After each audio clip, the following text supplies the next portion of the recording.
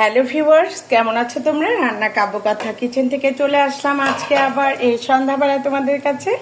আজকে আমি রান্না করছি রাতের জন্য কালারফুল রাইস। আর এই কালারফুল রাইস রান্নার জন্য দেখো এখানে আমি কি কি দিয়েছি হচ্ছে ইয়েলো, গ্রিন এবং রেড ক্যাপসিকাম, দিয়েছি হচ্ছে কিছু চিংড়ি মাছ কুচু করে, দিয়েছি হচ্ছে চিকেন সসেস এবং বাসমতি চাল। এটা আমি বাসমতি চাল আগে হাফ সিদ্ধ করে রেখেছি।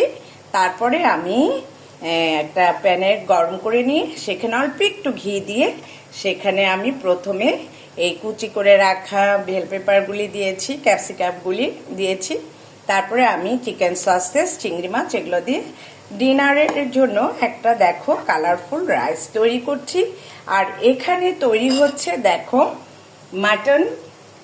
মাটন তৈরি হচ্ছে এবং এই মাটনটার নাম হয়েছে মাটন টিপস। দেখো এটাকে আমি তৈরি করেছি, মাটনটাকে সিদ্ধ করে নিয়েছি এবং সিদ্ধ করে নিয়ে এটাকে আমি সব মশলা দিয়ে আগে মেখে নিয়েছি এবং এটাকে মাটন চাপ তৈরি করছি। দেখো প্যানে আমি কিন্তু অল্প পরিমাণ সরষের তেল দিয়েছি এবং এটা খুব আলগোচ্ছে করে দিতে হবে কারণ যাতে ভেঙে না যায়। ভেঙে গেলে দেখো এত সুন্দর করে যে একটা আকার দেওয়া হয়েছে, এটা কিন্তু ইসে হয়ে যাবে, মাটি হয়ে যাবে, তাই না? দেখো আমি কিন্তু উল্টিয়ে দিচ্ছি হালকা করে। দেখো এভাবে উল্টে দিতে হবে, ঠিক আছে? এভাবে উল্টে দিতে হবে, দিলে সুন্দর। তোমাদেরকে আমি একটা প্লেটে সার্ভ করে দেখাবো। এটাকে কিন্তু ভাজা ভাজা করে নিতে হবে। প্রথমে এটাকে মেখে নিয়ে একটা স্টিক নিয়ে স্টিকের মধ্যে দিয়ে তারপরে একটু সরষের তেল দিয়ে এটাকে ভেজে নিতে হবে, ঠিক আছে? হালকা করে ভেজে নিতে হবে যেন এটা ভেঙে না যায়।